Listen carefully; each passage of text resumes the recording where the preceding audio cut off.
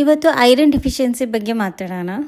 Actually ನನ್ನ ಕನ್ನಡ ಅಷ್ಟು ಚೆನ್ನಾಗಿಲ್ಲ, but I try my best.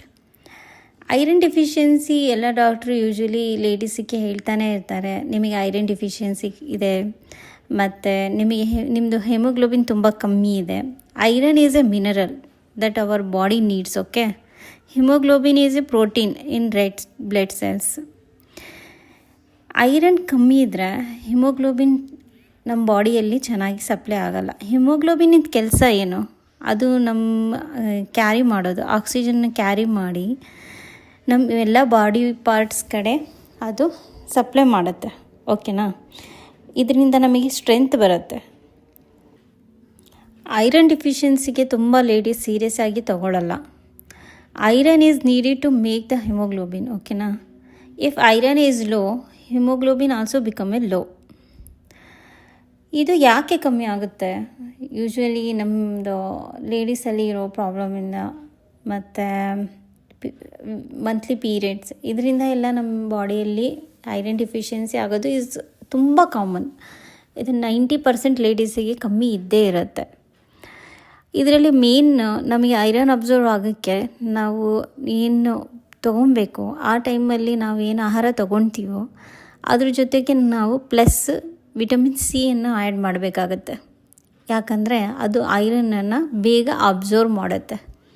Okay, if ತುಂಬ ಲೋ ಇದ್ದರೆ ನಾವು ಅದಕ್ಕೆ ವರ್ಷದಲ್ಲಿ 1 ಮಂತ್ ಆರ್ 3 ಮಂತ್ಸ್ ನಾವು ಐರನ್ ಟ್ಯಾಬ್ಲೆಟ್ಸ್ ತೊಗೊಬೋದು. ಅದರಿಂದ ಏನೂ ಪ್ರಾಬ್ಲಮ್ ಇಲ್ಲ. ನೀವು ಡಾಕ್ಟ್ರ್ ಸಲಹೆಯಿಂದ ನೀವು ಐರನ್ ಟ್ಯಾಬ್ಲೆಟ್ಸ್ ತೊಗೊಂಡು ಐರನ್ ಜಾಸ್ತಿ ಮಾಡೋಕ್ಕೆ ಪಾಲಕ್, ಬೀಟ್ರೂಟ್, ಆ್ಯಪಲ್ದು ಇದೆಲ್ಲ ನೀವು ತೊಗೊಬೋದು. ನಾನ್ ವೆಜ್ ತಿನ್ನೋರು egg, fish, chicken, liver, red meat ಇದೆಲ್ಲ ತೊಗೊಬೋದು.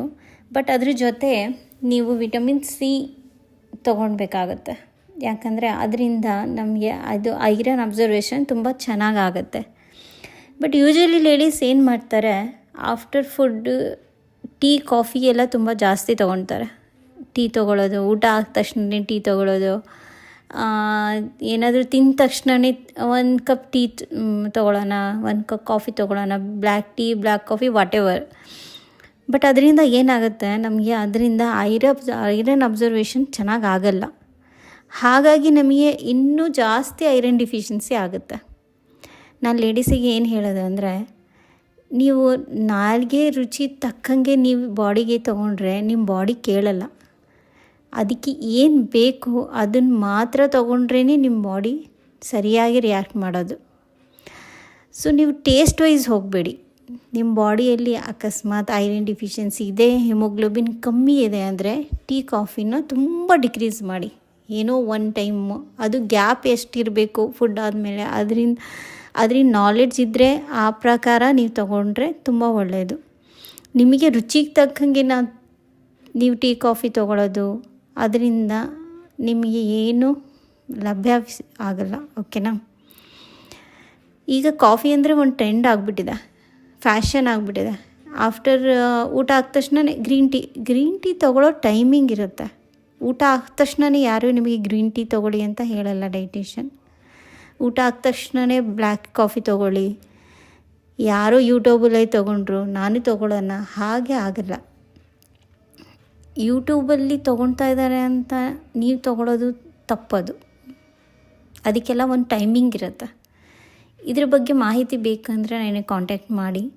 ಯಾವ ಫುಡ್ಡು ಯಾವ ಟೈಮಲ್ಲಿ ತೊಗೊಬೇಕು, ಎಷ್ಟು ತೊಗೊಬೇಕು, ಎಷ್ಟು ಕ್ವಾಂಟಿಟಿ ತೊಗೊಬೇಕು, I can explain very easily. ಓಕೆನಾ? ಡೈಟಿಷಿಯನ್ನ ಕನ್ಸಲ್ಟ್ ಮಾಡೋದು, ಅದರಿಂದ ನಿಮಗೆ ಈ ಫುಡ್ಡಿನ ನಾಲೆಡ್ಜ್ ಸಿಗುತ್ತೆ. ನಿಮ್ಮ ಬಾಡಿಗೆ ಏನು ಬೇಕೋ ಅದನ್ನು ಮಾತ್ರ ಹೇಳ್ತಾರೆ. ಮತ್ತು ಎಷ್ಟು ಕ್ವಾಂಟಿಟಿಯಲ್ಲಿ ತೊಗೊಬೇಕು, ಎಷ್ಟು ಗ್ಯಾಪಲ್ಲಿ ತೊಗೊಬೇಕು, ಅದರಿಂದ ಕೆಲಸನೇ ಡೈಟಿಷಿಯನಿಂದು. ಓಕೆನಾ? ಸೊ ಐರನ್ ಅಬ್ಸರ್ವೇಷನಿಗೆ ಆಫ್ಟರ್ ಫುಡ್ ನೀವು ಐರನ್ ಫುಡ್ ಏನಾದರೂ ತೊಗೊಂಡ್ರೆ ಅದ್ರ ಜೊತೆಯಲ್ಲಿ ವಿಟಮಿನ್ ಸಿನ ಆ್ಯಡ್ ಮಾಡಿ. ಟೀ, ಕಾಫಿನ ಆ್ಯಡ್ ಮಾಡಿಬಿಡಿ please. Have a nice day. Thank you.